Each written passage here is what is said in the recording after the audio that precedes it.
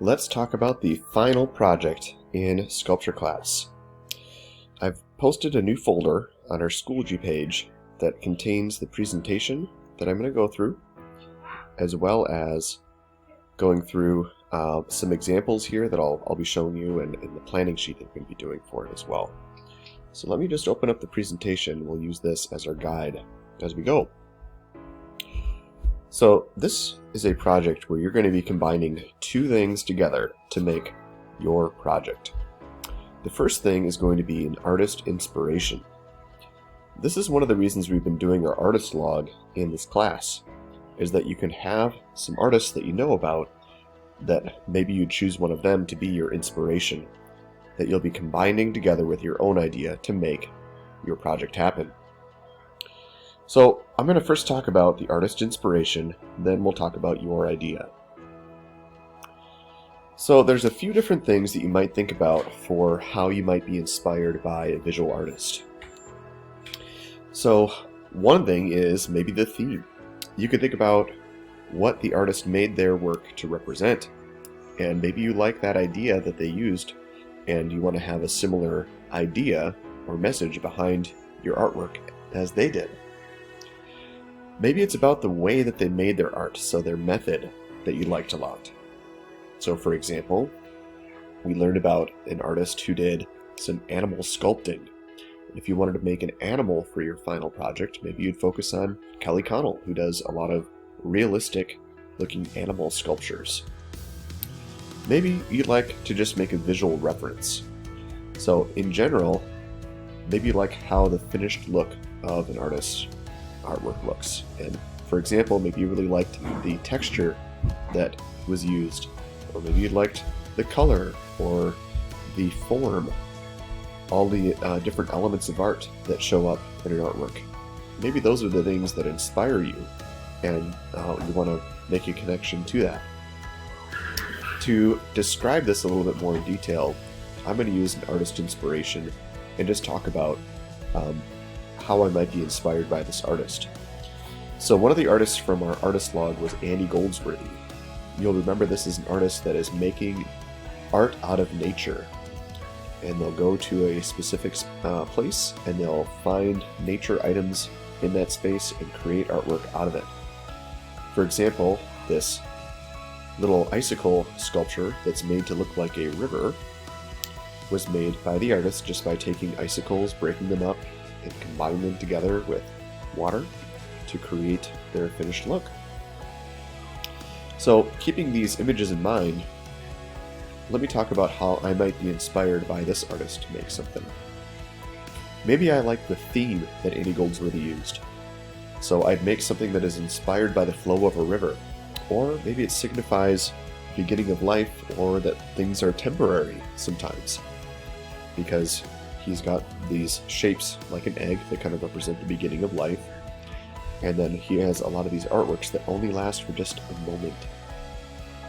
Maybe I like the method that he used. And in a lot of ways, Andy Goldsworthy just pushes the material to the limit, despite how difficult it might be. Or perhaps I do something like a visual reference. So I make something that has swirls in it, or has an egg shape within the design. And that would be a way of making a visual reference to the way that Andy Goldsworthy art looks. Alright, so that's an example. Alright, so then let's talk about your theme. So any professional artist is going to tell you that something that you make is going to have a meaning behind it. And that's going to be something that's really important within your work. It has to have a purpose to exist. And a lot of times it can be a way of communicating something that's important. So in this final project, I want you to think about what you want to communicate through your art. So think about communicating something that you care about so that the project will mean something to you and also to those who see your art. The next thing you'll need to think about is how the artwork is constructed. Over the course of the class, we've learned about 5 different ways of making things out of clay, and you will be making this project out of clay. So we learned about pinch pots, coil construction, slab construction, reduction, and modeling. So over the course of the 6 projects that we've gone through, these are methods that you know how to do. So your goal when you're creating your artwork is to combine any number of these together to make what it is that you're going to make. Maybe you really enjoyed making one of the types of projects, so you decide that you just want to make something with that same method again. Or again, you can pick and choose. Maybe you do part of it coil and part of it slab.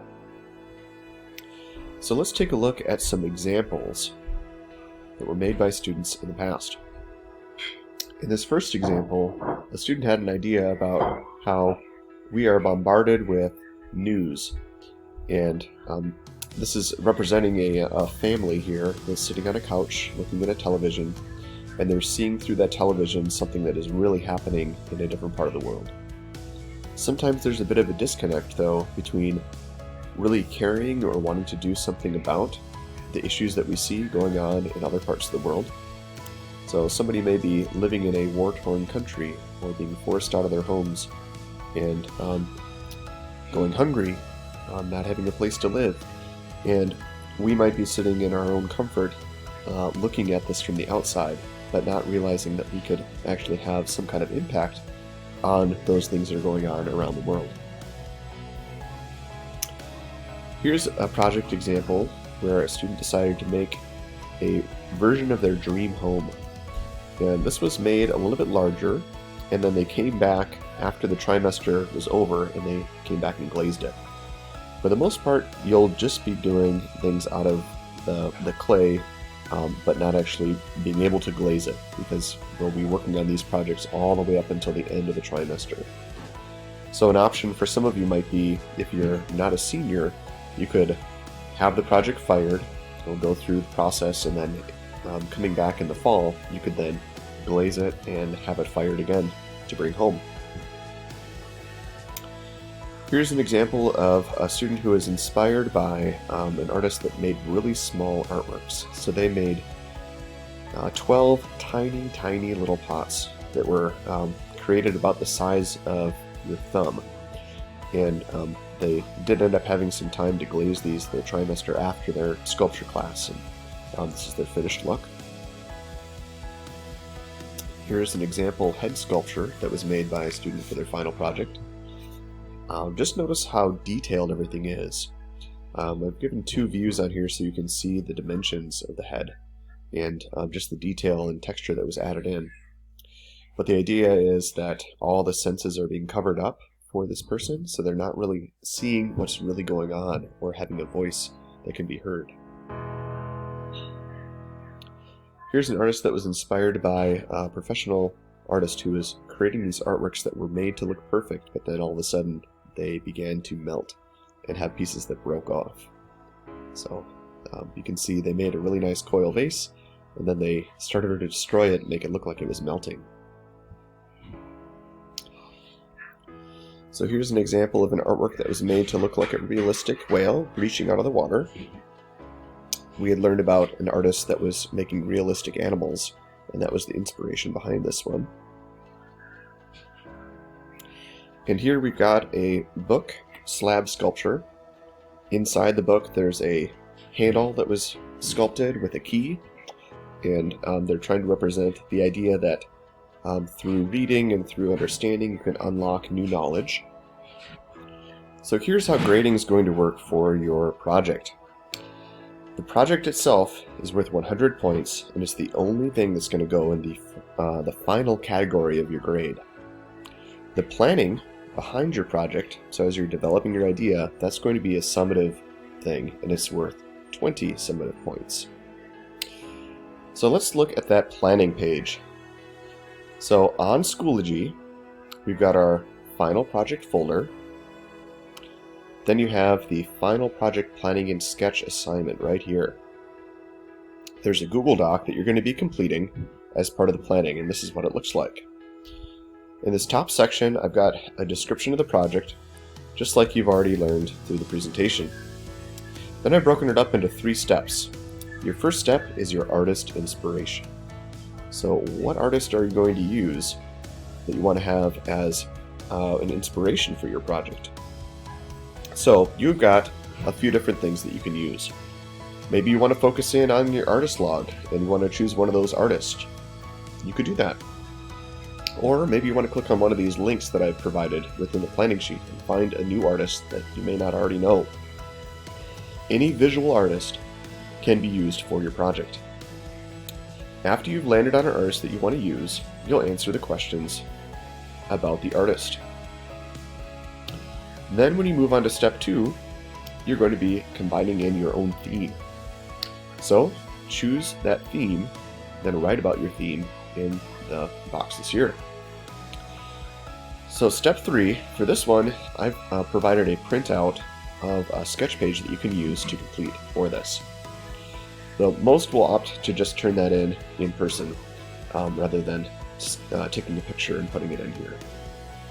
So total 5 points for the first section, your artist inspiration, 5 points for your topic and theme, and 10 points for your sketch. So this is going to be due next week on Friday, so May 6th. So you can complete that anytime between now and then.